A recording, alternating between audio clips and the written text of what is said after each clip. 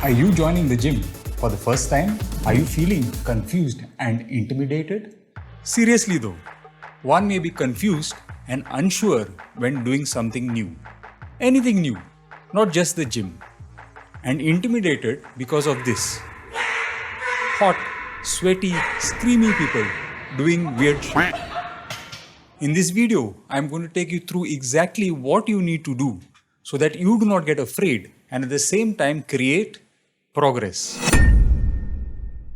Gym training progress occurs in three main stages: beginner, intermediate, and advanced. I will explain all this a little bit later. Since this is your first time at the gym, let's make believe a new stage, the pre-beginner. In this stage, we are going to have very clearly defined goals, mainly two: gym selection and acclimatization. When selecting a gym, ensure that you have good accessibility, meaning it is either close to your residence or workplace or school. This is to minimize your commute times. It will not only enable you to be regular at the gym, but also ensure that you maximize your time in training in the future. No amount of fancy equipment or luxuries warrant you wasting your time traveling. Obviously, when doing something new, you are going to be out of your wits, worried about what other people might think or say. Let me assure you, the person next to you either feels the same or is a gym rat and does not even notice you anyways. So use this time to acclimatize yourself to your surroundings. Just get used to the surroundings in the gym. Look around. See if there is somebody you know. It might make you feel more comfortable. Pick maybe a cardio machine and go slowly. Your primary goal here is to look around and see how the crowd moves and behaves, just so that you are more comfortable in the near future. There is no rush to jump into any kind of hard training. The only thing I'd suggest additionally is to maybe practice some dynamic and static stretches. Dynamic stretches are normally done before your training, and static stretches are done after your training session. Do these stretches for every joint of your body. The words might sound fancy but are really simple. Here, this is a dynamic stretch for the shoulder. If I move the shoulder through its entire range of motion like so, it is known as a dynamic stretch. And if I hold the same shoulder joint at its extended range of motion for a period of time, it is known as a static stretch. Not going to bother to show you any of these dynamic and static stretches for your entire body in this video because there are enough resources online. But whatever you do, just ensure that you do not take more than 5 minutes to do both these type of stretches. This so-called pre-beginner phase can last anywhere from a few days to a couple of weeks. Once you are comfortable, you can move to the next phases of training. You need to have clarity at the outset of why you are going to the gym. You are going to the gym to become stronger. Period. None of this weight loss, shade loss nonsense. You are visiting the gym to provide yourself with a stimulus so that your muscles adapt and get stronger. This stimulus has to be progressively bigger as you get stronger to get visible results. And that is the main reason you are going to the gym in the first place.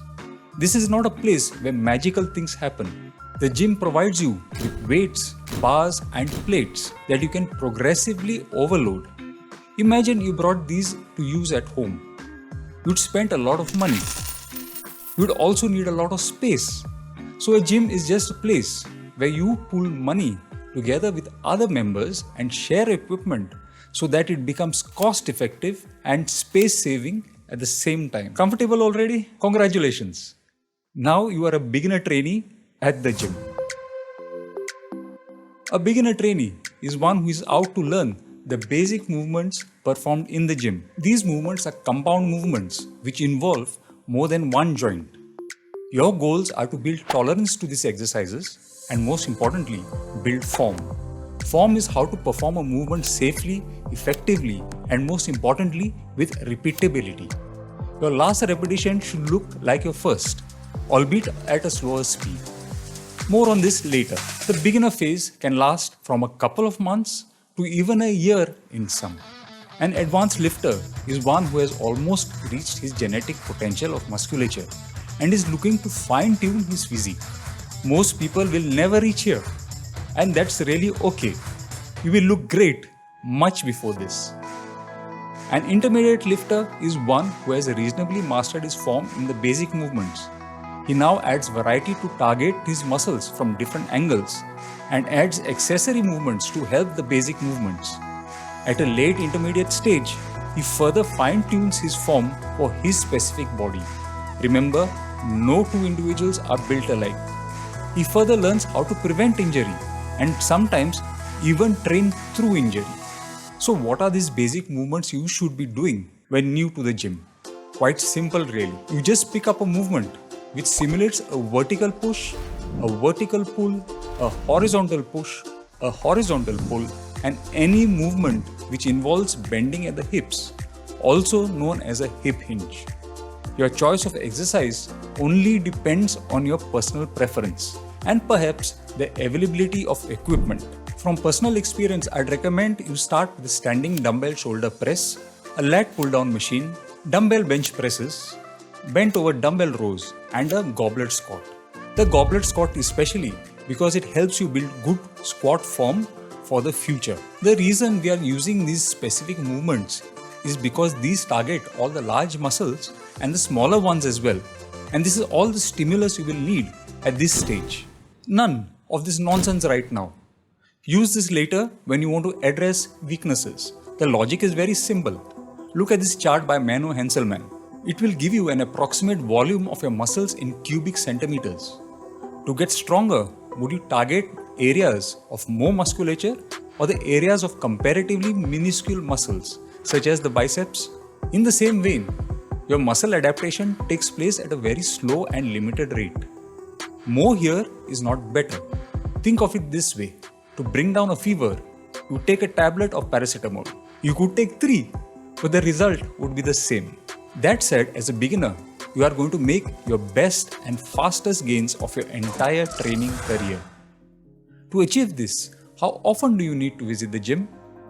Quite a simple answer again really. As often as possible. When trying something new, the more you practice, the better you get at it. The same principle applies to your training.